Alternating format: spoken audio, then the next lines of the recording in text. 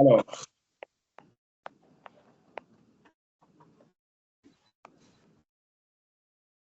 bonjour Emmanuel Lambert.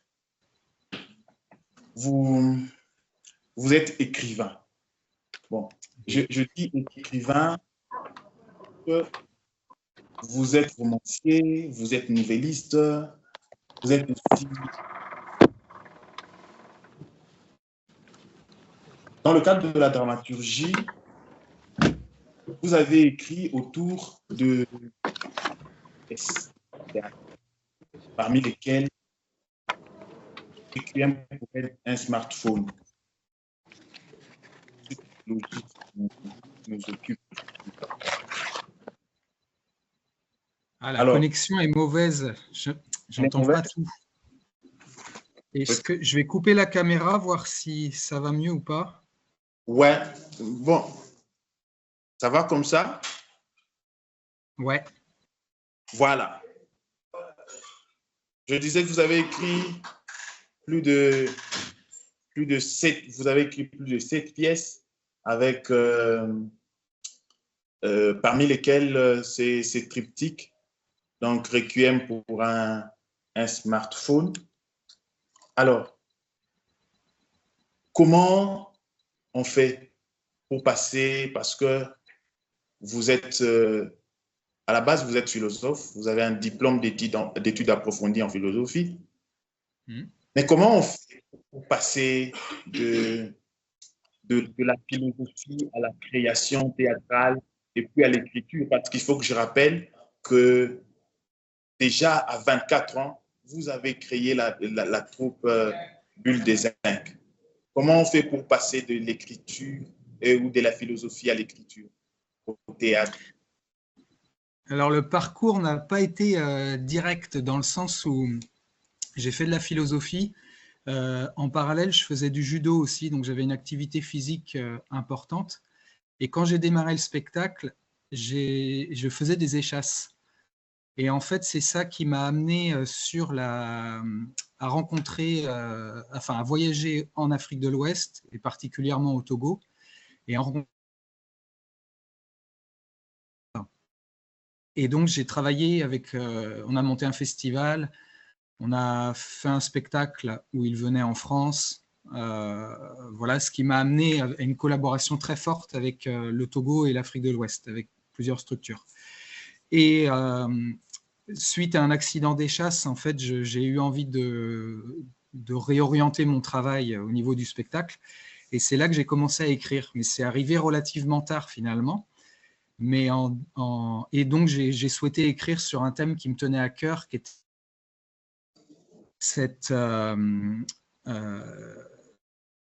l'incompréhension que j'avais par rapport aux frontières, aux déplacements, où c'est si facile pour nous, en tant que Blancs, d'aller en Afrique, alors que pour faire venir les Togolais en France, on était confrontés à des problèmes de visa.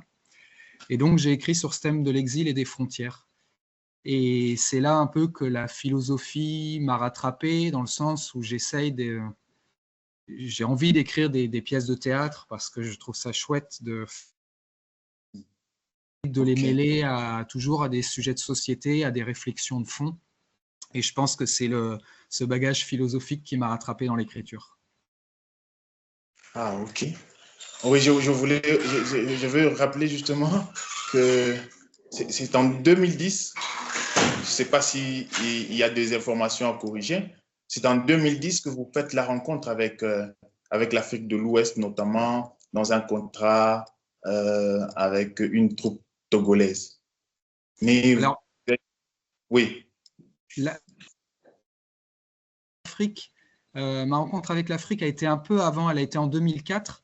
Par contre, c'est en 2010, effectivement, que je me suis mis à écrire du théâtre. C'est-à-dire qu'avant, c'était centré sur les échasses, et à partir de 2010, là, vraiment, je me suis mis à écrire et à aller jouer des pièces de théâtre en Afrique de l'Ouest.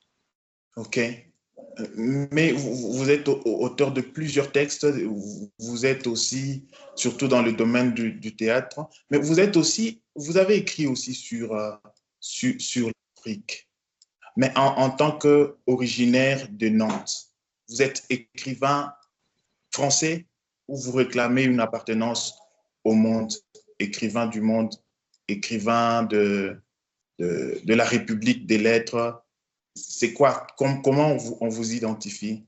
Comment vous voulez qu'on vous identifie? Peu importe, en fait, moi, ce que j'aime, c'est écrire, ce que j'aime, c'est voyager, ce que j'aime, c'est... je ne sais pas s'il y a besoin d'identification pour ça. Le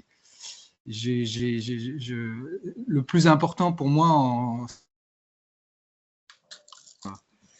dans nos sociétés, et le fait d'avoir beaucoup voyagé en Afrique de l'Ouest notamment, au Congo aussi pour Requiem pour un smartphone, fait que j'ai eu des affinités particulières à écrire sur des thématiques qui ont été liées à des histoires que j'avais entendues là-bas, sur l'excision, sur, comme je disais, sur l'exil, les frontières. Voilà, donc j'aime penser que ce qu'on peut écrire peut être les êtres humains, quoi. Ok. Alors, nous sommes là pour un titre très évocateur. Vous dites « Requiem pour un smartphone », avec comme sous-titre triptyque post-numérique. Alors, comment vous envisagez personnellement un monde sans tous ces outils numériques? À Internet, il n'y a rien.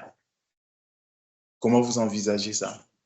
Alors, je ne sais pas si je l'envisage. Le but du spectacle, c'est de faire prendre conscience de la surnumérisation des sociétés.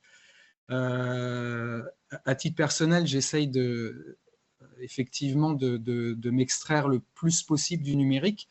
J'ai accepté cette visio, mais c'est très rare. J'en accepte 1 ou 2 par an, mais voilà.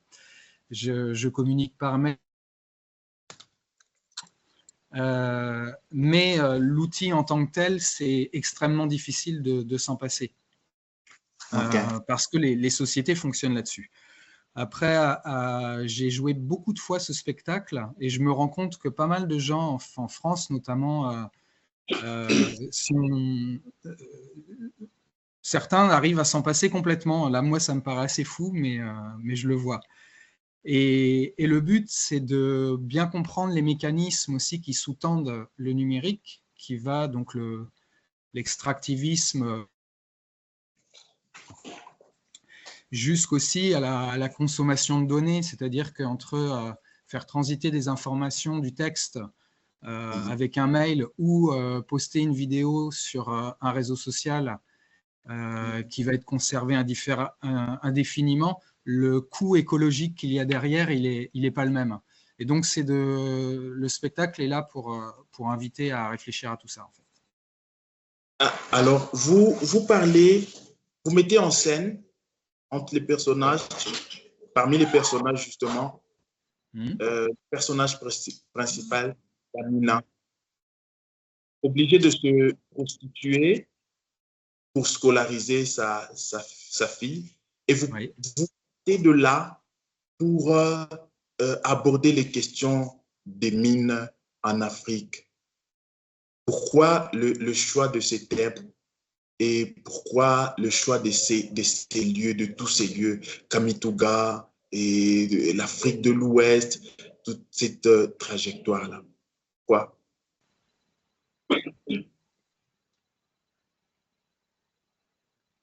Ah, le son a coupé. Oui, je disais que vous avez raconté la vie de Amina. Oui. Qui est obligée de se prostituer pour scolariser. Vous profitez de cette circonstance pour parler de mines, pour aborder la question de mines en Afrique. Vous avez choisi, par exemple, les mines de coltan de Kamituga en République démocratique du Congo. Et je disais, pourquoi le choix de ces thèmes et pourquoi tous ces endroits, partir de l'Afrique de l'Ouest jusqu'au Congo et tout? Qu'est-ce qui vous motive? À la base, la motivation toute première, en fait, c'était, elle n'était pas centrée sur l'extraction de minerais, puisque le spectacle est en 3 parties, et la première partie est née d'une commande de texte d'un collectif d'écrivains au Togo qui s'appelle Escale des Écritures, avec qui je collabore, j'ai beaucoup collaboré. Un petit texte, mais sans qu'il y ait de sujet précis. Et donc, je suis parti de cette histoire d'Amina, de cette femme, effectivement, qui va se prostituer dans les mines de coltan au Congo. Mais mon objectif, c'était, j'ai centré l'action au Burkina Faso en référence à un ami qui habite là-bas. Mais le coltan est très peu présent dans cette première partie. Il est juste là comme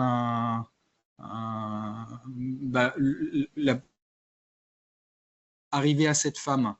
Et donc, quand j'ai écrit cette première partie, j'avais conscience qu'il se passait des choses là-bas, et c'est pour ça que je l'ai mis dans le spectacle. Mais en écrivant cette première partie, j'ai eu envie d'en savoir plus. Parce que je me suis rendu compte qu'effectivement, ce qui se passait au Congo, c'était assez détestable en matière d'extraction, de violence qu'il y avait derrière tout ça. Et en continuant mes recherches, je me suis rendu compte aussi que le coltan était un minerai qui était, enfin, les ressources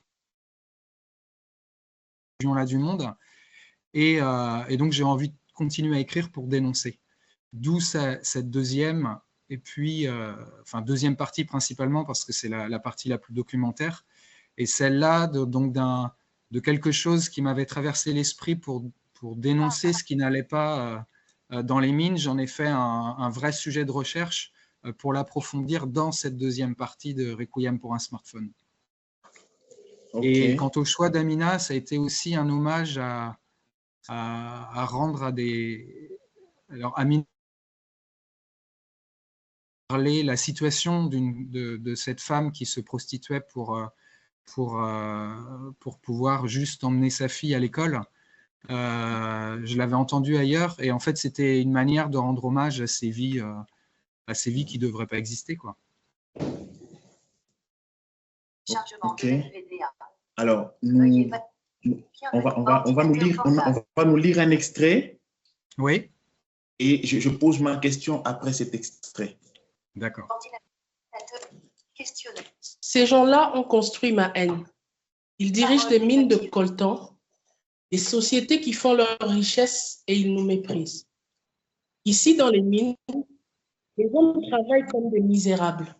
Et comme ces hommes qui ont quitté leur famille pour être ici, ils trouvent de quoi satisfaire leurs envies avec d'autres femmes.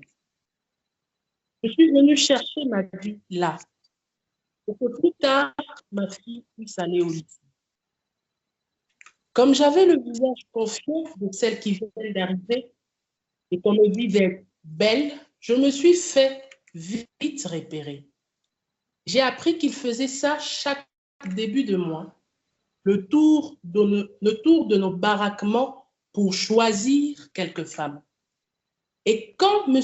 Balaji m'a vu, sa grosse voiture s'est arrêtée, il m'a donné un téléphone, il m'a dit qu'il y avait un numéro dedans, le sien, que je pouvais l'appeler à n'importe quel moment cette nuit et qu'il enverrait quelqu'un me chercher. J'ai craché dessus, sur le téléphone, mais il l'a jeté par terre, à mes pieds, et il est parti. Ces gens-là n'ont plus peur de rien. Ils n'ont plus peur du monde qu'ils sont en train de fabriquer et dans lequel eux-mêmes ils habitent. Ils n'ont plus peur de nous rendre comme des monstres, nous, ceux qui travaillent pour eux. Voilà. Vous avez suivi, c'est Amina qui parle. Oui. Ouais. À un moment donné, elle a l'impression de se faire passer pour la victime. Mais est-ce que Amina, c'est la figure de l'Afrique face au capitalisme, selon ce que je vois? Est-ce que c'est ça, ou je vous fais dire ce que vous ne voulez pas dire? Alors, il y a eu une petite saute de coupure pendant la question, mais je crois l'avoir compris. Si ma réponse n'est pas exacte, il faudra me dire, mais enfin, si ça ne va pas dans le bon sens. Mais en fait, ce que je comprends, c'est la part du capitalisme là-dedans. Effectivement, moi, de montrer les effets dévastateurs des politiques économiques libérales, du capitalisme, et qui en font que ça réduit des vies, ça broie des vies. C'est un rouleau compresseur. Oui. Et justement, Amina peut à un moment se considérer comme victime et ne veut plus se considérer comme victime et veut réagir face à cette violence du capitalisme. Ce qu'elle va faire ensuite dans la suite de cette pièce, c'est-à-dire et poser la question de quelle manière on doit répondre à cette violence du capitalisme. Et c'est pour ça aussi que Requiem pour un smartphone a été écrit en 3 parties. Amina va répondre d'une certaine manière. Donc elle va utiliser la violence pour répondre à la violence. Et je voulais poser cette question, est-ce que c'est légitime? Dans la 3e partie, le Nigérian, lui, va offrir une autre proposition. Plus considérer ce système capitalisme, d'en sortir complètement. Et voilà, essayer de mettre un petit peu, avec ces 2 personnages, Amina et le Nigérian, de se poser les questions de comment faire pour répondre à cette violence du capitalisme qui est en train de broyer des vies et fabriquer de l'esclavage. Ok. Ouais, je reviendrai justement sur cette question de trois temps pour écrire un texte. Mais parlons d'abord de cette hiérarchie que j'ai vue dans le texte. Mm-hmm. Le capitalisme est presque en tête de la hiérarchie. Les États africains viennent ensuite et le peuple. Comme qui dirait que le capitalisme est en train, et influence justement, et l'État ne sait pas prendre des décisions vis-à-vis de sa population ou de son peuple pour gérer justement son peuple. Pensez-vous que on peut avoir un jour, se réveiller un jour et voir que l'État ou les États africains ont pris leurs responsabilités vis-à-vis de la gestion de ce problème qu'amène le capitalisme. Parce qu'en réalité, l'État se présente aussi ici un tout petit peu comme victime. Il ne sait plus rien faire, il ne sait plus rien faire, justement, parce que ce sont les capitalistes qui ont le pouvoir, qui ont l'argent, tout ça, qui dictent maintenant leur loi. Est-ce qu'il arrivera un temps où l'État prendra ses responsabilités?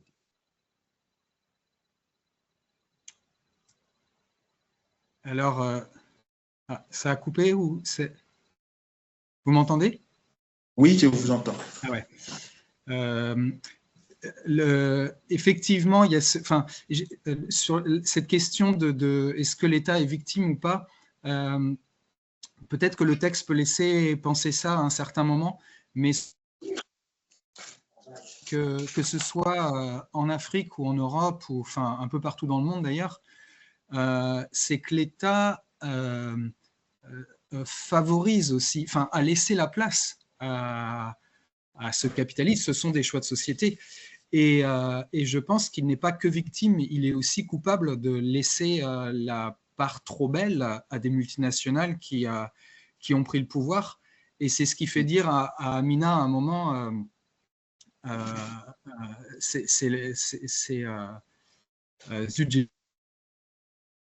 aux États de ne pas faire leur part et de se laisser guider par l'argent. Et c'est là où je voulais aussi... la hiérarchie, je ne l'avais pas vue comme ça, cette hiérarchie, mais maintenant je comprends qu'on puisse effectivement analyser le texte comme ça. Et ce qui me plaisait, moi, c'est aussi de de montrer que cette hiérarchie, elle peut être bouleversée dans le sens où l'État, c'est qui? C'est nous, c'est des citoyens, des citoyennes avant tout qui peuvent avoir un pouvoir de rébellion, avoir un pouvoir de vote, voilà. Et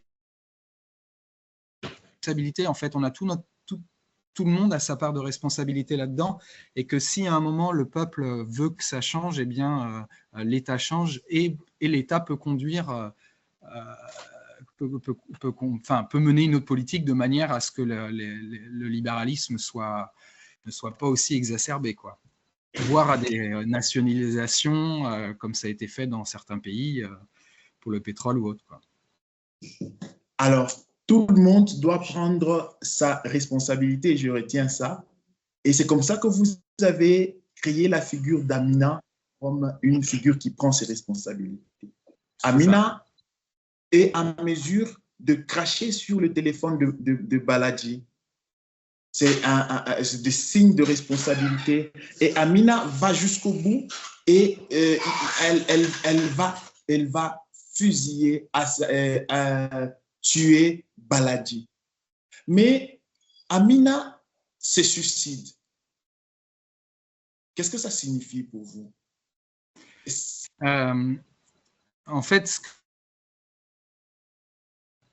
ce geste d'Amina, c'était que elle est désemparée face à cette situation justement où l'État n'intervient pas pour contrer ce qui s'installe, cette exploitation de ce nouvel esclavage, cette exploitation des corps. Et elle va dire, si personne n'est capable de faire peur au patron des mines, eh bien, s'il n'y a plus personne pour ça, alors il faut que ce soit moi, puisqu'il n'y a plus que moi. Donc, elle va aller tuer cette personne-là. Et en fait, le problème qui se pose derrière, c'est que finalement, on est... Le patron de la mine a beau être un patron dégueulasse, il n'en reste pas moins un homme, et elle en prend conscience à travers... elle a une fille, lui a une fille du même âge, et en fait, elle en prend conscience dès lors qu'elle réalise qu'il est père. Et c'est cette impossibilité de sortir de cette impasse, de dire, comme elle le dit, j'ai tué un patron, mais j'ai aussi tué un homme. Et donc, à partir du moment où elle tue un homme, elle n'accepte plus son geste. Elle voudrait juste tuer le patron sans tuer l'homme. Et ça, c'est compliqué. La voie que choisit Amina se retrouve face au fond d'une impasse, et c'est là où la responsabilité des États est d'intervenir, ou des multinationales de prendre conscience du mal qu'elles font et d'arrêter, parce que c'est tout simplement indigne et on ne devrait pas faire ça. Malheureusement, elles le font, et donc aux États de prendre leur part de responsabilité là-dedans en disant vous n'avez pas le droit. Et c'est là où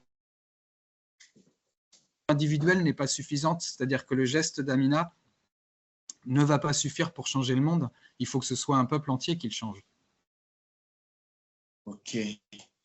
En tout cas, nous allons passer à une autre lecture. Et je vais aborder la dimension dramaturgique de l'œuvre.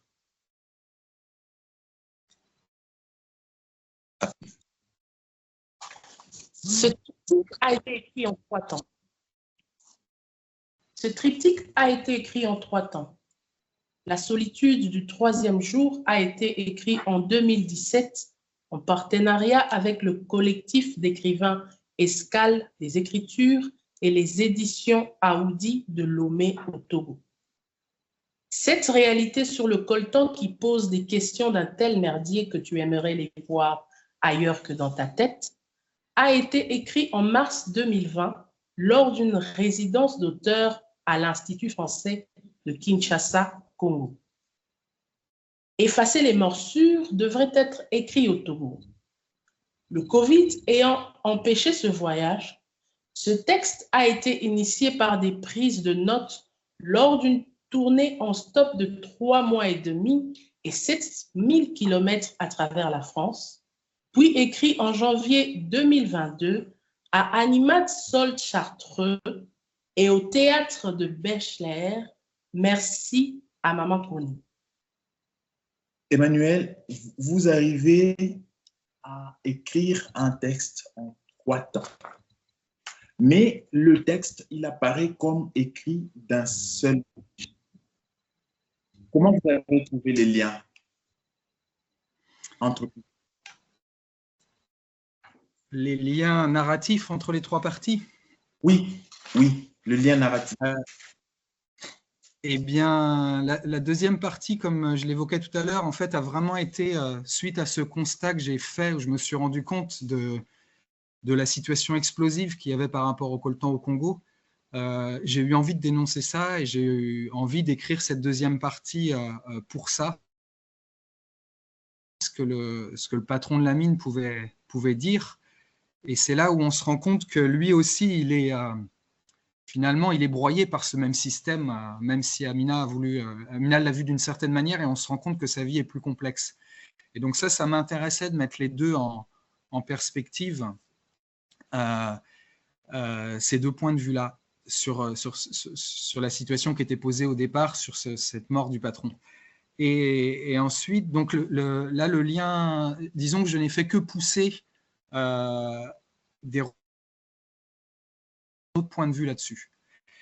Et la troisième partie m'a vraiment, ça a été un casse-tête littéraire, narratif, tout ce qu'on veut. C'est que à la base, je n'avais pas prévu d'écrire un triptyque puisque ça devait, je ne devais écrire que la solitude du troisième jour. Et quand j'ai vu cette situation explosive qui se termine sur une note très très sombre du texte, dans la deuxième partie, je me suis dit, j'ai pas envie de ça, j'ai pas envie de terminer sur cette note sombre. C'était un troisième personnage, le Nigérian, qu'on n'avait pas entendu parler encore, et je me suis dit, je vais profiter de ce personnage pour écrire et pour offrir un contrepoint aussi à la réaction d'Amina. Et là, je me suis retrouvé en fait avec énormément de contraintes littéraires, enfin des contraintes plutôt d'écriture, avec plein de situations à prendre en compte que je n'avais pas prévues à la base. Et donc, ça a été un jeu, ce troisième. En venir, je savais que je voulais finir sur une ode à la nature, une ode à la beauté, une ode à sortir de cette violence du capitalisme, mais aussi un vrai casse-tête pour savoir quel lien il y a entre le Nigérian, entre le Nigérian et Amina, pourquoi cet oiseau qui a été mentionné au départ, cet ibis, réapparaît.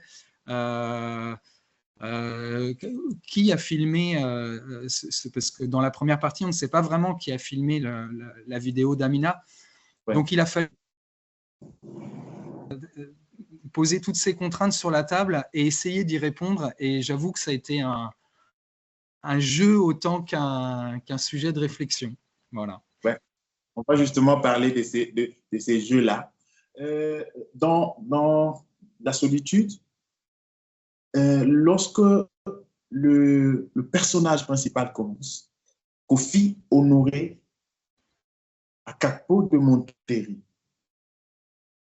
lorsqu'il commence, il s'était mis en garde sur son identité. Il n'existe pas. Est-ce que vous pensez que le théâtre, c'est toujours, ça doit apparaître toujours aux yeux du spectateur comme pas de l'illusion du réel, mais du mensonge? Et on affirme, on prend la charge, on reconnaît, on se dit qu'on est conscient de faire porter au public du mensonge. C'est quelque chose, bon, je dis du mensonge parce que quelque chose qui n'est pas vrai, qui n'est pas tiré du réel. Et que ce que je fais sur scène, ce n'est pas de la réalité, c'est de l'écriture, c'est de la fiction. Est-ce que c'est, quand on accepte d'aller au théâtre, on assure au public ça, c'est cette dimension?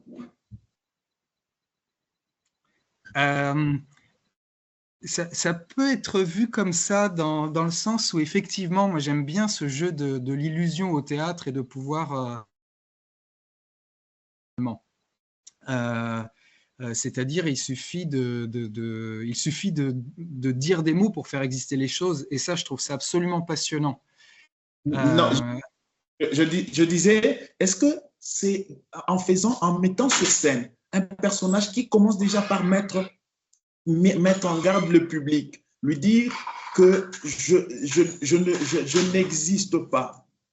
Est-ce que c'est affirmer que le théâtre n'est pas illusion du réel, n'est pas de la vérité, c'est de la fiction? C'est que faire du théâtre, c'est s'engager à dire au public, c'est pas vrai.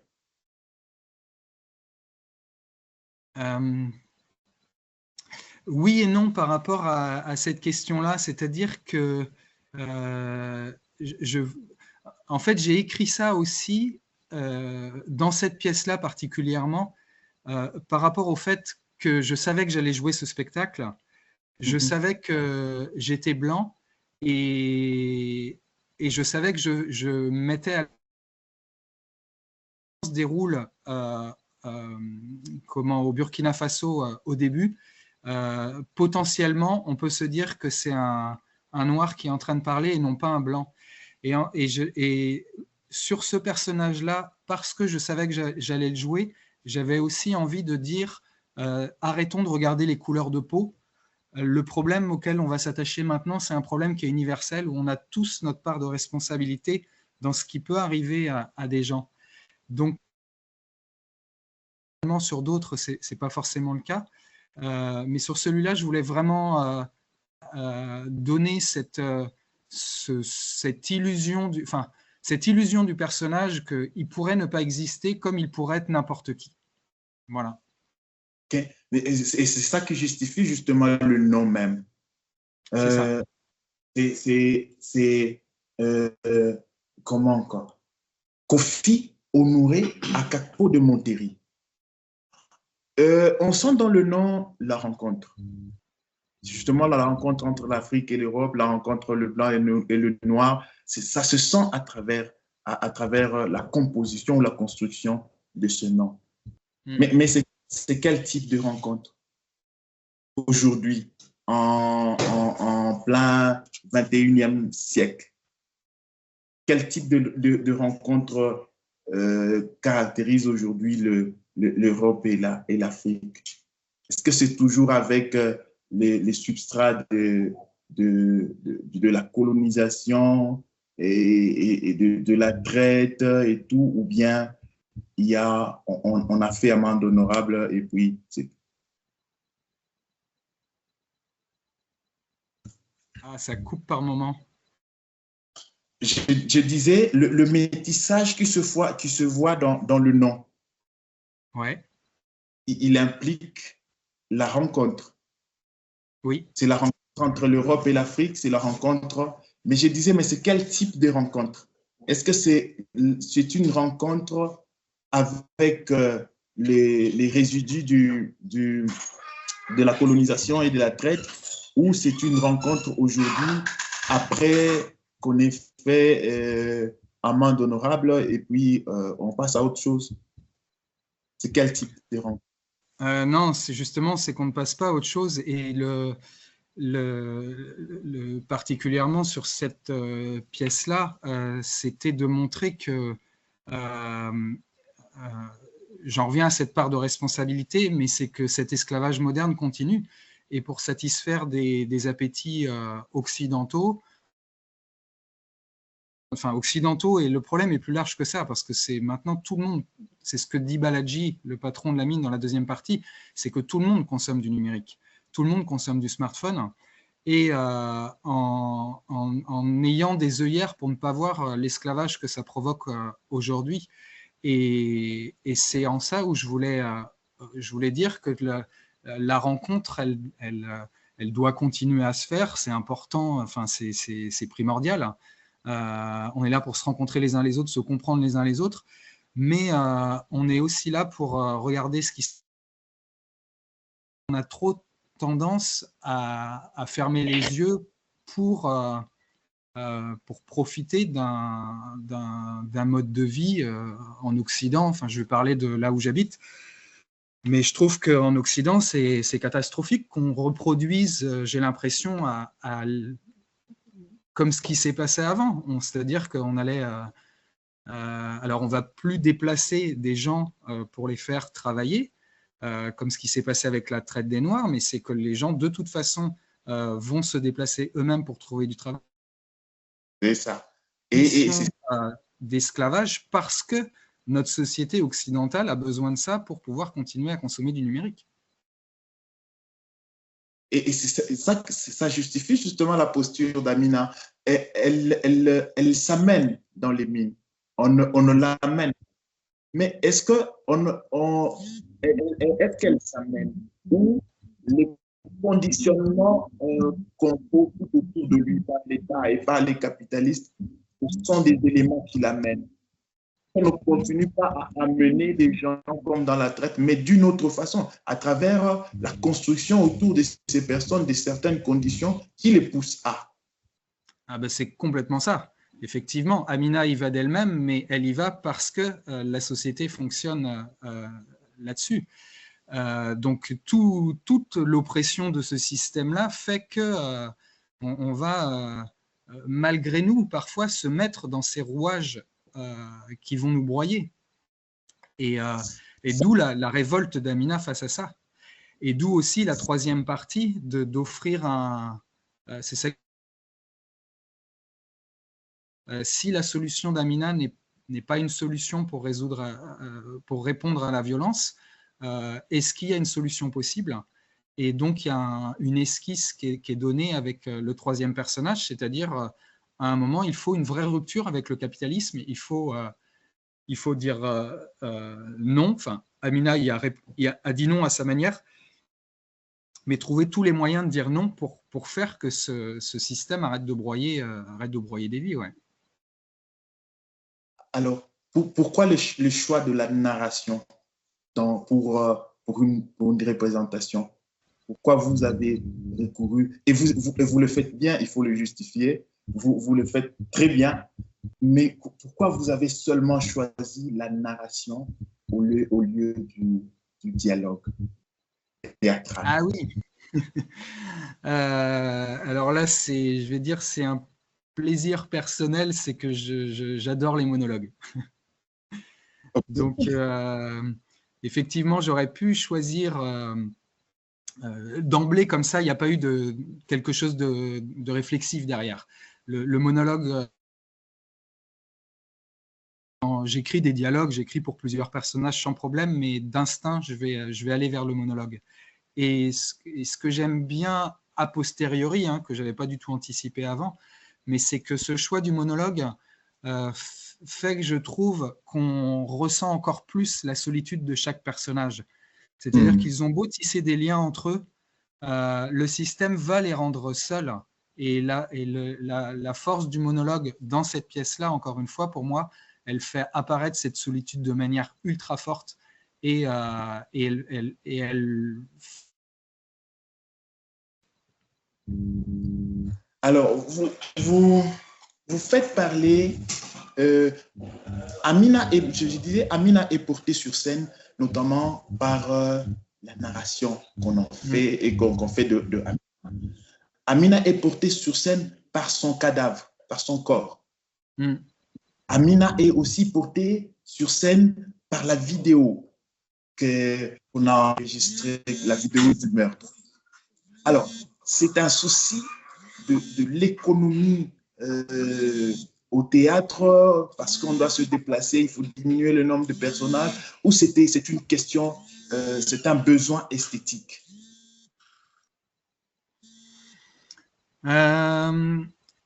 J'ai pas réfléchi à tout ça en fait quand j'ai écrit ce texte, le premier texte, La solitude du troisième jour. Il n'y avait pas de... Déjà à la base, je ne savais pas que j'allais le jouer. Au tout début, c'est au moment où une fois qu'il a été publié, que je dis comment il va être joué, mais au début, je l'ai juste écrit pour l'écrire. Et ce qui m'importait là-dedans, c'était je dirais que l'enjeu, il est plutôt dans la construction narrative. C'est que je voulais écrire à la manière une pièce de théâtre, un monologue de théâtre, mais à la manière d'une nouvelle, avec un rebondissement final. D'où ce personnage mystère qu'est Amina, on ne sait pas très bien, on comprend au fur et à mesure son histoire. D'où l'idée de la faire parler à travers cette vidéo pour qu'on la suppose vivante, mais on n'en est pas sûr. Enfin, voilà. Et ce que j'aime beaucoup aussi à travers ce personnage, c'est que c'était une manière pour moi de réconcilier, enfin de faire un pont entre deux cultures. C'est-à-dire qu'en Occident, on a très souvent une approche très rationnelle, pragmatique des choses. Moi, au Togo, j'ai travaillé pendant plusieurs années avec des gens qui étaient animistes de culture vaudou, où on a un rapport aux esprits, un rapport aux morts qui est complètement différent. Pour moi, il était un peu une passerelle entre nos deux mondes, c'est-à-dire que on peut la voir comme une morte, je veux dire, d'une manière occidentale, où voilà, son corps est posé une fois qu'on a appris qu'elle est morte, elle n'est qu'un cadavre, un triste cadavre.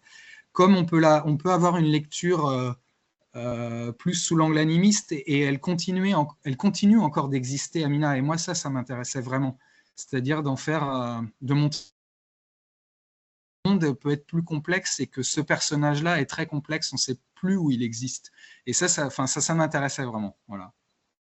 Ok. On va nous lire un autre extrait et je veux revenir à vous poser des questions. Ok. Entre, Amina. Reste pas à la porte. Dans mon dos, entre. C'est toi, Amina? Oui, c'est toi. C'est comment? Je t'ai vu à la terrasse tout à l'heure, au Room Bar. J'ai commencé par bouteille de Tembo pour m'ambiancer et j'ai fait ajouter bouteille de Primus. Pas besoin de te raconter que tu étais là. Il y avait du monde, hein, Amina? Beaucoup de monde. Même que j'aurais pu pas te voir, mais moi, j'ai vu toi. Dans un coin, sur une chaise aussi abîmée que ton air de pauvre, qui n'a pas assez de fringas pour se payer l'alcool. T'as souri quand j'ai débité mes jacasseries tout à l'heure, mais t'as quitté là-bas avant même que je... Conséquemment, j'ai pensé que tu ne viendrais pas jusqu'à ma chambre. Alors, ça fait plaisir d'entendre arriver ton cul. Ton cul était sain.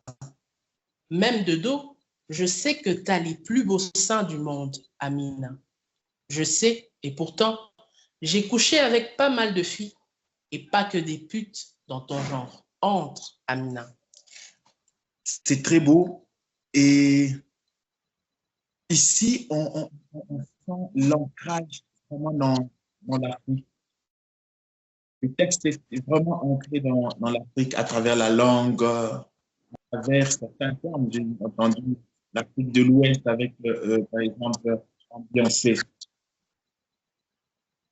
Et avec ça, est-ce que il y a aussi même, à part la langue, il y a à la fin du texte, vous avez fait parler, vous avez personnifié la calebasse qui dicte.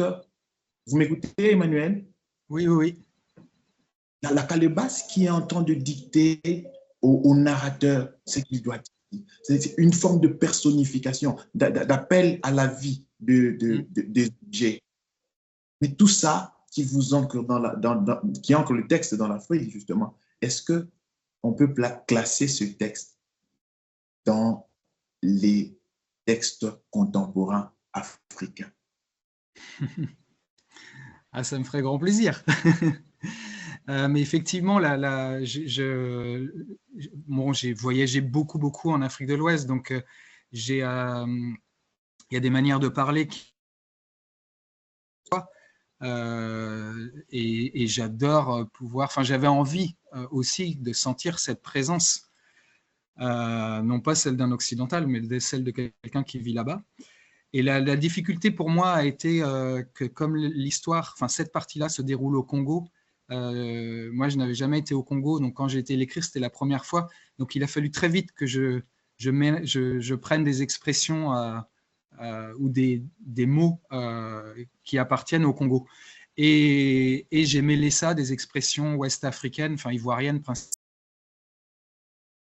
qui fait que voilà, que ça se sent dans la manière de parler. Et il y a un autre facteur aussi, c'est que je suis très amoureux de la littérature africaine à travers des gens comme Sonny Laboutansi, que je cite un moment, et Kossi et Fouy, qui sont, je vais citer que ces deux-là, il y en a plein d'autres, mais pour moi, c'est deux magiciens de la langue. Et en termes, alors je ne dirais pas que j'arrive à faire ce qu'ils font, mais c'est-à-dire que même en termes au-delà de l'utilisation, des fois, j'essaye de m'approcher de ces gens qui sont des poètes de la langue, qui sont des... Donc, c'est une manière de rendre hommage aussi à des gens que j'aime beaucoup. Ouais. Oui. Votre texte fait un peu vous faites même vous-même une forme de perturbation chronologique. C'est-à-dire, le premier tableau raconte le funérail carrément d'Amina. Le deuxième va raconter le meurtre de Baladi. Et le troisième va raconter la rencontre. Mais j'ai l'impression que le texte commence là qu'il devait finir et finit là qu'il devait commencer. Oh, j'entends plus. À partir du troisième tableau et la fin, j'ai pas entendu la question. Je disais, le troisième tableau va raconter la rencontre. Oui. Et lorsque je vois, j'ai l'impression que le texte commence là qu'il devait finir et finit là qu'il devait commencer. Ça crée une forme de circularité. Est-ce que c'est parce que c'est comme ça que le monde d'aujourd'hui doit être exprimé, un monde sans issue, ou c'est parce qu'au théâtre, il n'est plus besoin de finir ou de commencer? Alors, je vais offrir une troisième proposition, c'est que ça peut être les deux, effectivement, hein, ça peut se lire comme ça, sans problème. Mais j'aime énormément le côté cyclique par goût personnel pour des musiques, par exemple, je suis adepte de Steve Reich ou de Philip Glass qui font des musiques sérielles et qui sont issus, Steve Reich notamment, qui a été au Ghana et qui a utilisé des rythmes ghanéens pour travailler ses musiques. Et donc, cet aspect cyclique, ces musiques de trance, et aussi des formes de parler qu'on retrouve là-bas, c'est-à-dire, alors je ne sais pas au Congo, mais en Afrique de l'Ouest, on va souvent retrouver une réponse va y être apportée, on va reposer cette même question, on va apporter un élément nouveau. Et en fait, de travailler en cercle, en cycle, de répéter les choses, c'est quelque chose qui m'a beaucoup marqué aussi en Afrique de l'Ouest. Et c'était, encore une fois, pour moi, c'est avant tout, je dirais, un hommage à des formes d'écriture et des formes d'oralité qui me plaisent énormément. Même si, effectivement, on peut voir, comme vous l'avez dit, la pièce comme ce truc comme une impasse, c'est-à-dire comment faire pour sortir de tout ça, parce que la machine...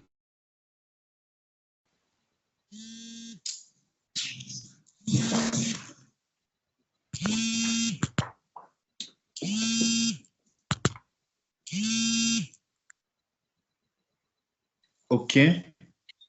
Alors, vous finissez votre texte avec un appel. Je veux vous citer un appel à regarder la terre autrement. Alors, est-ce que, et lorsque je vois dans votre vie, lorsque je vous appelle, je prends contact avec vous, vous m'écoutez, Emmanuel? Oui, oui, oui. Lorsque je prends contact avec vous, je me rends tout de suite compte que vous n'utilisez pas les réseaux sociaux. Est-ce que c'est parce que vous voulez dire que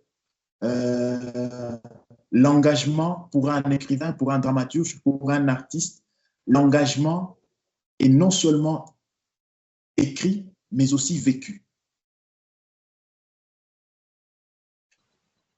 Je ne sais pas si vous avez compris. Si, ouais, complètement. C'est ce que je cherche de plus en plus à faire dans dans ma vie, j'allais dire, dans mes pratiques artistiques, mais justement, j'essaye de faire que les deux s'imbriquent complètement. Et combien de fois j'ai pu voir des pièces de gens qui disaient des choses et dans la réalité faisaient l'inverse. Je trouve ça un peu dommage, même si c'est bien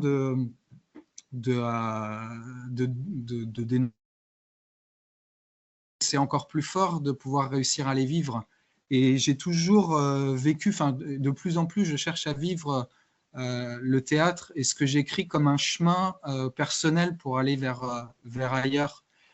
Et je suis très, très admiratif des activistes je pense là, par exemple, ce qui me vient en tête, c'est le projet ICOP, donc en Ouganda, où Total est en train de construire un pipeline géant, activistes qui se battent contre ça.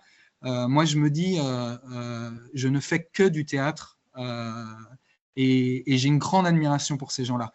Et donc, c'est pour ça que je vois le théâtre comme un moyen de réfléchir à des sujets et moi de m'engager dans ce que j'essaie de défendre sur le papier ou sur le plateau.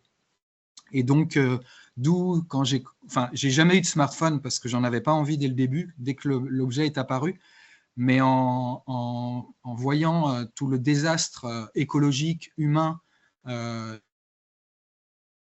me dis, la moindre des choses, c'est que j'essaye de faire en sorte d'y participer le moins possible. Comme je disais au début, c'est pas possible de ne pas y participer parce que notre société est fondée sur le numérique maintenant. Mais si je peux réduire ma part, j'aurais déjà fait quelque chose qui compte, quoi. Alors, comme dernière question pour finir, je voulais savoir, on en parlait d'ailleurs, il y a les mines, oui, dans le texte, il y a les mines, il y a la violence, il y a toute cette situation parfois aussi catastrophique, mais il y a aussi l'amour. Il y a l'amour, il y a la nature, il y a l'amour vécu par Amina et son narrateur. Et le personnage, c'est pas Baladji, il y a cette ode aussi à la nature où l'homme est en communion. Par exemple, la fin du texte, l'homme est en communion parfaite avec la nature. C'est un appel à regarder le monde autrement, ou c'est quoi réellement que vous voulez faire passer comme message en mêlant le pire et l'agréable? Effectivement, c'est un appel à... Mais bien, je me suis posé beaucoup de questions sur qui était ce troisième personnage au moment où j'ai commencé l'écriture. Au début, il n'était pas... J'en ai fait un autre personnage et quand j'ai tenté une autre approche en faisant de ce Nigérian l'amoureux d'Amina, je me suis dit oui, elle est là la solution. C'est que l'histoire d'amour qu'ils vivent est très forte et elles permettent d'effacer certains malheurs, elles permettent de vivre autre chose. Et lui, une fois qu'Amina a disparu, lui, il va toujours vivre sur la base de cet amour. C'est ça qui va le sauver. En tout cas... Comment? Oui, allez-y. C'est le fait que Amina ait su se révolter qui va lui donner le courage de faire autrement, et le fait qu'Amina et lui se soient aimés très fort qui va le faire changer. Et ce que je voulais, au-delà de ça, c'était de faire que lui se rende compte, à travers Amina, que la Terre peut être regardée effectivement autrement. Et à partir du moment où on la regarde comme un être vivant, eh bien, beaucoup de parallèles entre le corps des femmes et la Terre. C'est-à-dire qu'en République démocratique, dans la région du Kivu, là où il y a les mines, il y a énormément de massacres de femmes, de viols de femmes, le viol utilisé comme une arme de guerre. Et ça, c'est injuste, c'est dégueulasse, c'est pas normal. Tout le monde est capable de s'indigner contre ça. Tout le monde est capable de s'indigner contre le le viol des femmes et il faut continuer à le faire. Et à partir du moment où lui, il prend conscience que la Terre est un être humain, il regarde la Terre comme le corps d'Amina. Il doit être respecté. Et donc, à partir du moment où on se dit la Terre est un être vivant, on n'a pas à la violer, donc on n'a pas à continuer à extraire du minerai encore et encore. Et c'est ça, lui, qui va lui offrir une perspective pour vivre différemment. Comme il le dit, à partir du moment où je peux voir que, où je peux aimer la Terre comme j'ai aimé Amina, je vais pouvoir réussir à vivre différemment parce que je serai dans l'amour de cette planète-là. Et donc, ce qui va l'amener à reposer la...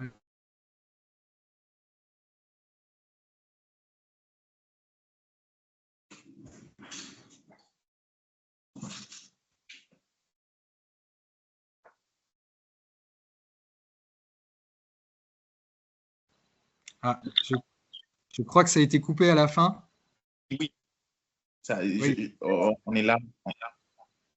Je pense que ça a dû se terminer là, mais je disais ce que, en considérant le corps et la vie d'Amina comme un parallèle à la Terre, en fait, il peut replacer la poésie au centre.